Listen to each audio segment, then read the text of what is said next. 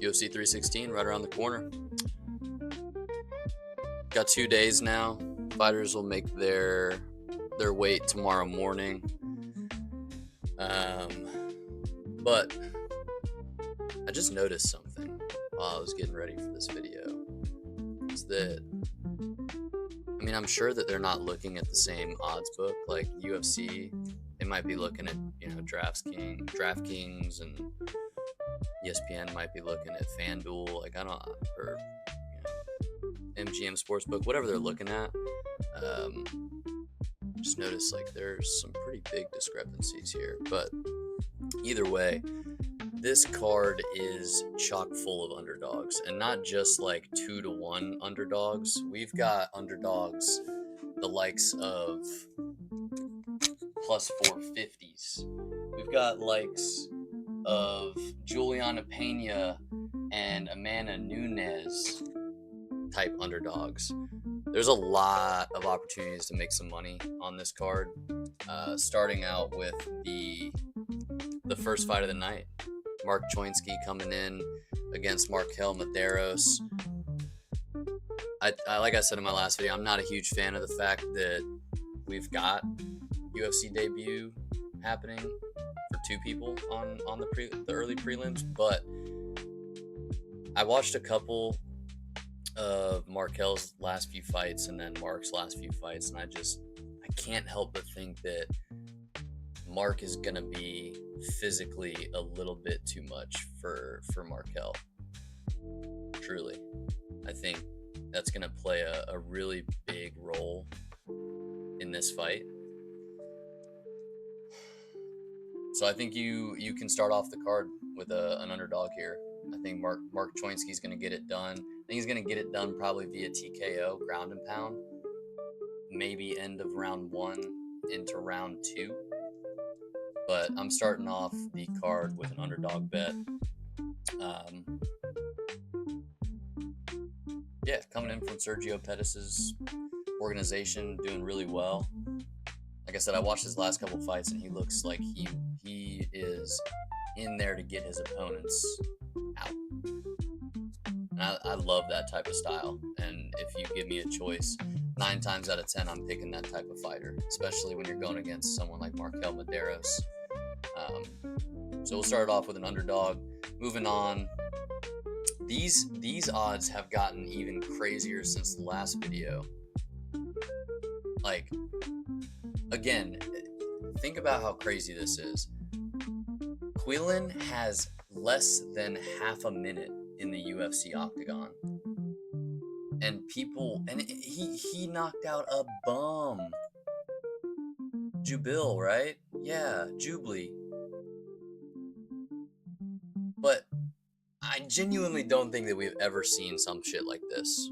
He's got one fight in the UFC, lasted less than 20 seconds, and he's a 650. That's crazy. I could see that if maybe he was fighting someone on short notice, and it's that person's debut, and they're just coming off of the regional scene, maybe. But Yanel is not new to the game, and he's dangerous. He's got, I'm not saying that this is a factor by any means. Time in the octagon does, to a certain extent, matter, but still, this is mind-blowing to me. If Yanal wins this fight, he's going to make people a lot of money, because I guarantee you, just for the fuck of it, people are putting Yanal on their parlay. I know I've got a couple absolute long shots that I'm going to be drilling in for this weekend, and he's on every single one of them. Crazy. If you're new around here, you'll hear me say it time and time again. Seeing these kind of odds for really any fight is just mind-boggling. The volatility of this sport and the upsets that we've seen, you can be so confident that someone's going to win, and then it goes the other way. Some crazy shit happens. A fluke, if you want to call it that. But having odds like this in any mixed martial arts fight is, I'll never understand it. I'll never understand it. Obviously, it makes the degenerates and flock. We see these types of odds, and all we see is fucking dollar signs. So no wonder they keep putting fighting odds out that are this drastic. But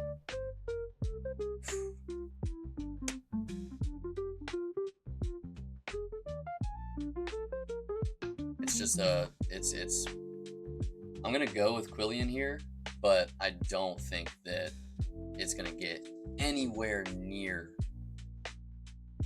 as easy as he got Jubilee out of there. This is gonna be probably a decision if I had to assume. I don't think he's gonna be able to get Yanal out of there, but he might. Who knows? But if you want to take Yanal, I'm gonna have him on some parlays. But if you're betting smart here, I would probably go with the Aussie. Again, another crazy odds. Yeah, when I covered this in the video earlier, I told you this is a weird matchup to have on this type of card. Jekka is a scrub, like he's on the verge of being cut. Lost to Jubilee, who got knocked out in less than 20 seconds by Quillen. So it's just confusing matchmaking. 8-0.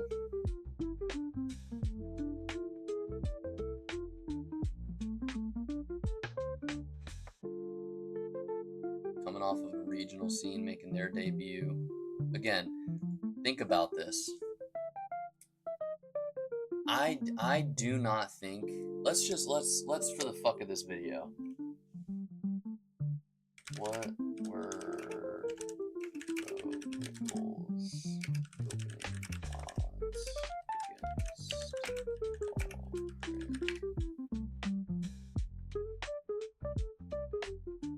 Holy shit. Minus 1,200. That's wild.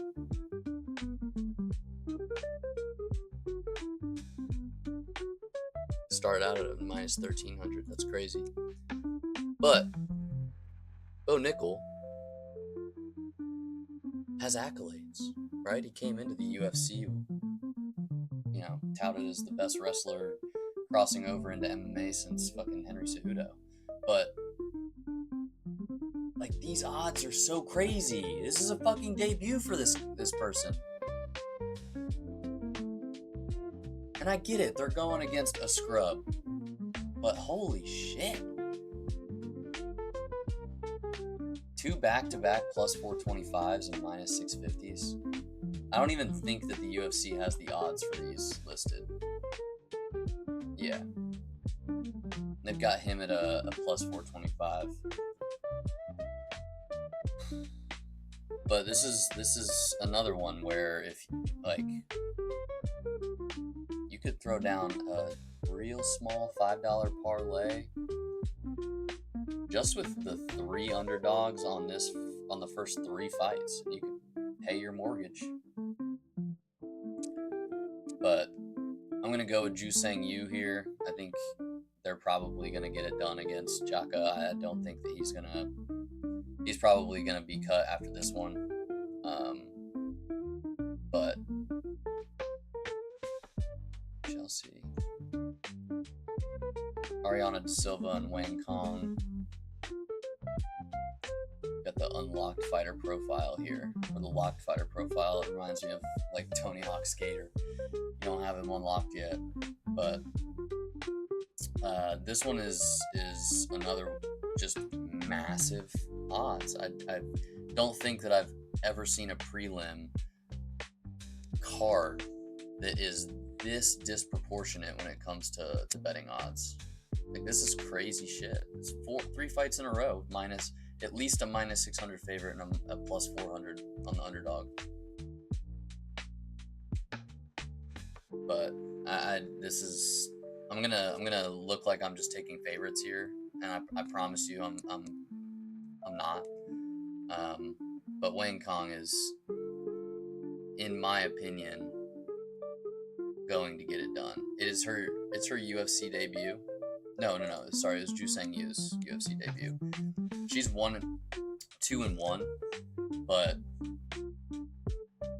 I don't know. I have a propensity to go with the Chinese fighters. Truthfully, like every Chinese fighter in the UFC is tough as nails. And now that they got the road to the UFC, I'm pretty sure they have like they're building a PI out there in China too. But I know at least they have like the road to the UFC for China now. So we're probably going to start getting more and more of these Chinese prospects, which is cool because most of the Chinese prospects that have come over in the last couple of years have been fun to watch. So based off of the fights that I've seen with Ariana Da Silva, like she's probably going to get dog walked here. Probably going to get dog walked. There's probably going to be a decent bit of wrestling here. We might see a submission from Wang Kong. But I don't think that Ariana is going to have a shot of even putting Wang in any type of danger. Wang's going to not be in danger at all. Moving on. Chaos Williams and Andres Gustafsson. I talked about it in the last video. Like, this is going to come down to the game plan of Gustafsson. If Gustafsson puts pressure on Chaos Williams and invites that phone booth style of a fight, it's not going to be good. Chaos Williams is going to flatline him.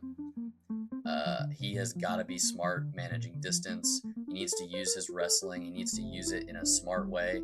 He doesn't need to blitz in and try and shoot takedowns from fucking downtown. He needs to throw a couple punches, maybe a kick, mask that takedown, maybe get him up against the fence, but like back him up against the fence before he shoots. I don't know if shooting in the open with Chaos would be the best. Chaos isn't the most athletic, okay? But he's fast. He might not look good moving, but like he still has quick lateral movement. So I don't think Gustafsson's gonna be able to get a takedown in the open. But if he does back Chaos up against the fence in a slow, controlled manner without rushing in and getting caught, I could see him being successful getting some takedowns. So I'm actually gonna take the first underdog the second underdog after Choinsky. Of Gustafsson. I hope that he is smart in his game plan. But this could very easily end in Chaos Williams knocking him out. So can Andres survive the first few minutes of Chaos Williams? It's always chaotic. I mean, he comes out and puts it on you. So it'll be interesting to see, but I do think that Gustafsson is going to edge this one out. Hot take. I think a lot of people are not going to have Gustafsson winning this one, but I think he's going to have a good game plan. He's not going to be stupid and try and bang in that phone booth boxing distance with Chaos. So, all right, I'm going to go with an underdog in this one too. I'm going to go with Waldo Cortez. I do not think that Sergey is going to be able to...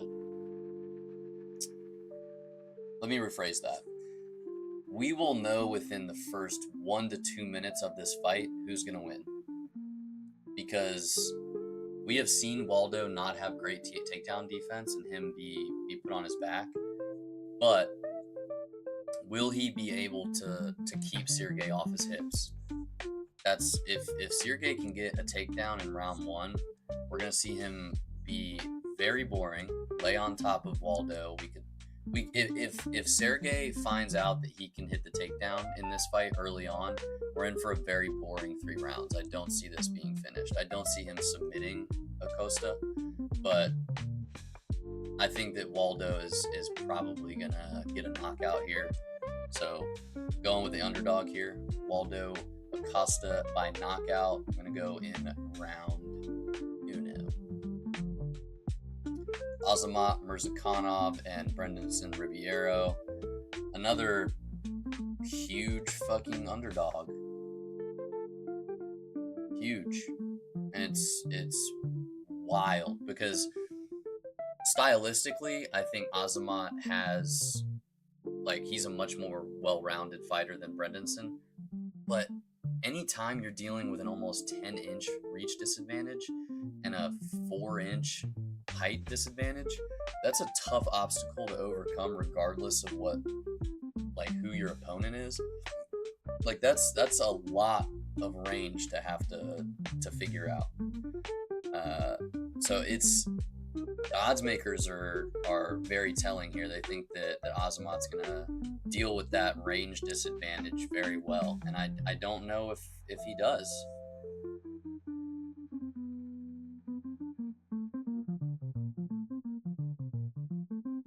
But he's pretty short for the light heavyweight division.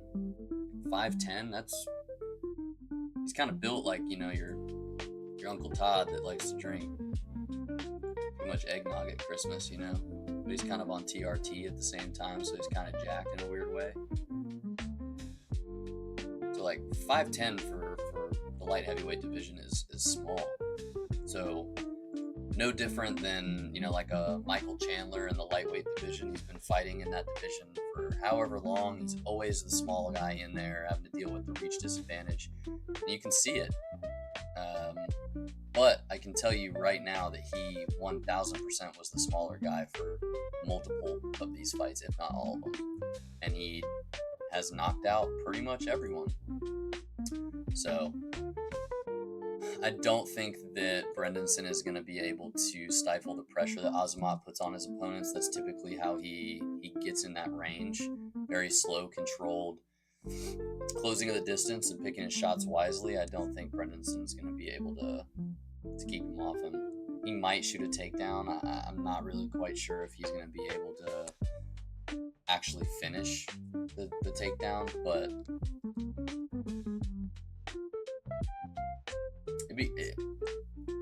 it's, I would say out of all the underdogs on this card, like the big underdogs, the minus 650s, plus 425s, which he's even bigger of an underdog on the UFC's website. But there is a potential for an upset here. Like, anytime that you're working, I know I might be putting too much weight on this, but like it's a very, very big discrepancy. So it'll be interesting to see how he deals with it. I am gonna go with Azamat on this one by decision. I don't think we're gonna see a finish here.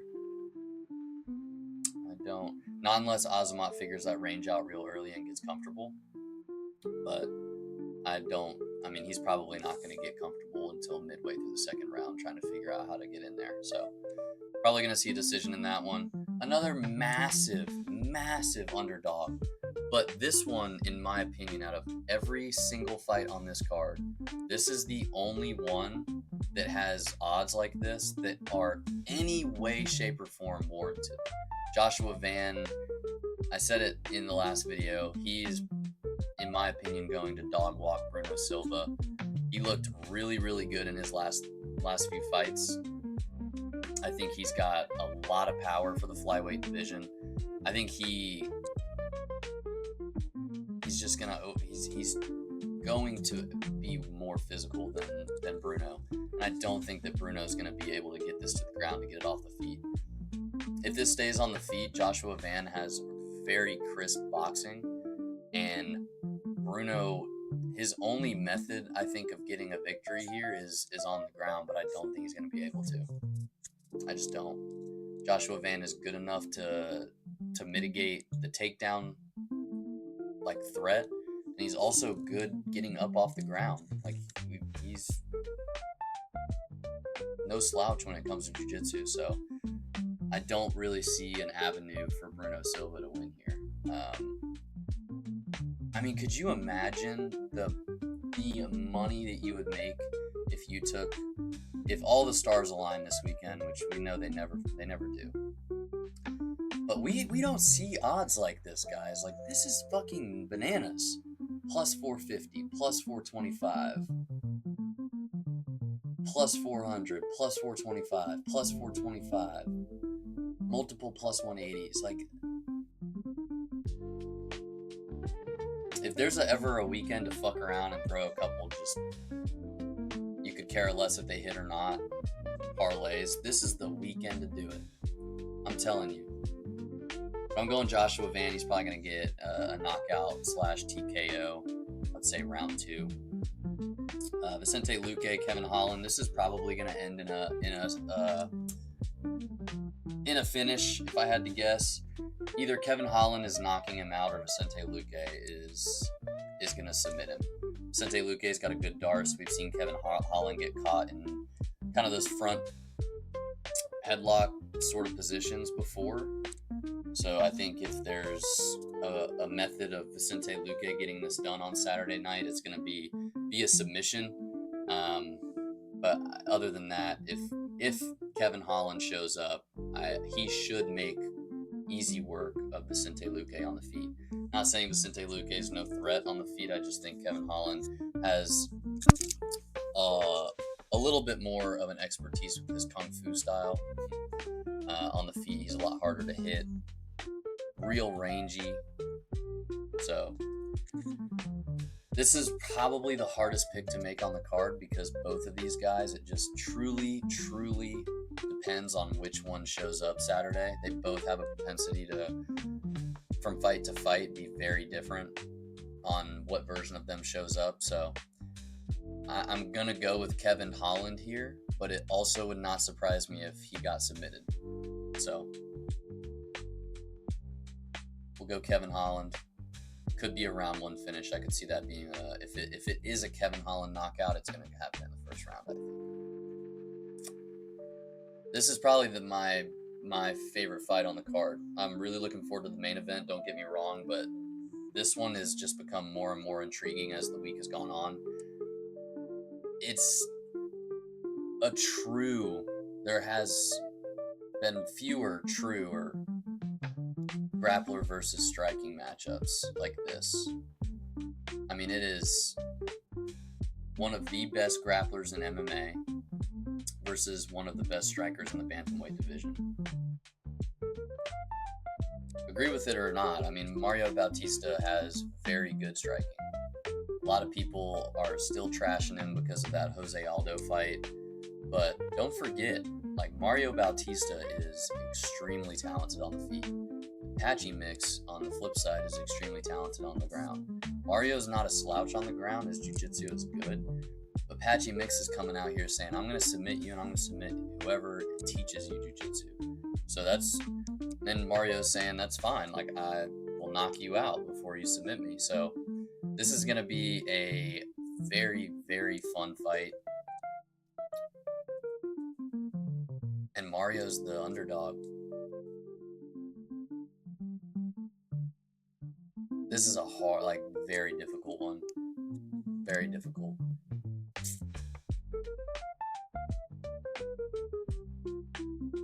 But I'm going to go with Mario. He might edge out a decision. Fuck. I don't feel good about that pick, so do with that one what you want, but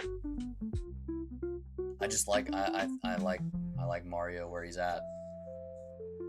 I do. You might not have liked his win against Aldo, but getting a win against Aldo is getting a win against Aldo. Like, beat up Ricky Simone. I don't know, man. That one's a toughie. Moving on, Kevin Gastelum and Joe Heifer. Another, like, this one is no different than the Kevin Holland and Vicente Luque one. Depending on which KG steps into the octagon Saturday night, that greatly affects my pick, which sucks because I don't fucking know what version of KG is going to show up on Saturday night. But I think we're probably going to see... Fuck it, I'm going KG. I think we're going to get the taco eating KG. I think we're gonna get the Israel Adesanya version. He's coming out to play, ladies and gentlemen. We're getting the OG KG back. I don't know, like Joe Pyfer's dangerous, knockout power for sure. Younger up and comer. Just had his last fight was his first loss, I think, or he's coming off of his first loss, so he got a win over Barriot, but lost to Jack Hermanson. So he's faced a little bit of adversity as of late, but so is KG. But I think KG is going to step in there and show him what's up. I'm going KG by knockout. That's mad disrespectful, but I get it. I told you, Juliana Pena paid multiple months of my mortgage last time when she beat Amanda Nunes. So again, I'm hammering this plus 500. I'm hammering that plus 500, and I might throw it with a little bit of KG in there.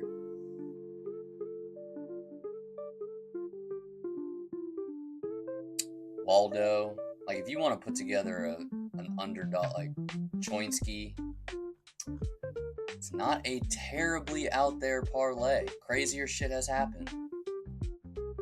Crazier. But Juliana Pena versus Kayla Harrison, I think this is going to be a very one-sided fight. I know that Juliana has a knack for making things a little dirtier, mainly because her striking is so atrocious that she draws her opponents into these like very close quarter kind of rock'em sock'em type of style fights, which is what she did to Amanda Nunes and then took her down and submitted her. But I don't think Kayla Harrison's going to play that game. I think Juliana Pena is probably going to rush in and get tossed. Kayla Harrison is going to use her... I know it. I know she's going to throw Juliana Pena across the octagon. Mark my words. But I think Kayla Harrison is going to dominate Juliana Pena. Am I going to put Juliana Pena on one of my parlays or more? Absolutely. Especially after, she did beat Amanda Nunes. And it was weird. Like, the Amanda Nunes tap was very similar to, like, the Glover Teixeira when he got submitted. It's like, those weren't even under the chin, and it just looked like they gave up. So, I will say that. But I think Kayla Harrison's going to make easy work of Juliana Pena, and hopefully that'll be the last we have to hear her big mouth talk all this nonsense. And to the main event, Sugar Sean versus Merab. I feel like these odds are pretty on par. I think Sean O'Malley is right at a plus 230 after that last fight. I rewatched it just the other day. I think that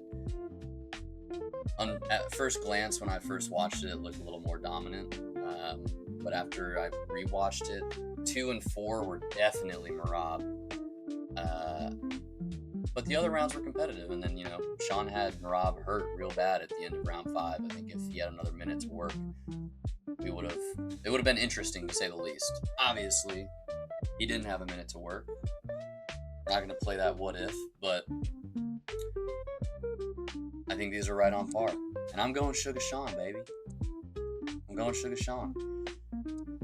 I think a lot of people are putting a lot of merit into the whole he quit social media, he stopped smoking, he stopped gooning, he made all these lifestyle changes. I think that's going to play a part in the fight. I just think after watching all of his interviews from this week, he just seems like he's in a much better place mentally. Whether or not that stuff had a huge effect on his performance or not, I think we're going to see a pretty different Sean O'Malley step in the octagon on Saturday night versus the one that stepped in there in the Sphere. He obviously got his labrum fixed, so he's able to have a much different camp this go around. He wasn't able to prepare wrestling-wise, allegedly, during his previous camp for Merab, but I guess they found someone that mimics Merab really, really well to come in for this camp, and he's been doing a lot of wrestling. So that's going to be the story of the night is we know that Merab is going to shoot. We know that he is going to land a takedown, okay? I think think he landed 7 out of 15 or 7 out of 13 in their last fight. So Sean was still able to defend almost half of them with a torn labrum. I don't know if that isn't going to increase with a fixed hip, but he is going to get taken down. It's just, are we going to see him use his jiu-jitsu to threaten submissions to create space? Are we going to see him get the foot in the hip, create space, and like stand up? We saw it last time. He just kind of conceded the takedown, stayed on his back, kept posture broken so that he didn't receive too much ground and pound. But really, it's going to be, is he going to create more wrestling scrambles? Is he going to be more active off his back, more threatening? He's a brown belt in jiu-jitsu. If you have someone in your closed guard, you should be attacking submissions, chaining them together, making your opponent want to back out of your guard, get some distance, stand things back up, especially if you're Sean O'Malley, right? You want to get things back to the feet. So if he can show how much improvement he made in his camp, it'll be cool. It's always fun to see a fighter come back after they have an area of their game exposed as a weakness, and they come back and they show they've been working on it. Regardless of if you hate the fighter or not, you have to respect that they went back to the drawing board and worked on it. So I'm hopeful that he was smart enough to do that, and he's got a good enough camp around him to do that type of stuff. So I'm going to go Sean O'Malley knockout in round dos. I could very easily see this leading into a knockout in round 3, but we're going Sean O'Malley TKO. Potentially just a flatline KO. I don't know. I just got a feeling. But moral of the story is, if you want to make some money this weekend, there has not been a better card in recent memory with the inflated odds that we've got. I mean, you can fuck around and put five different $5 parlays in and have the ability to hit some pretty big bets.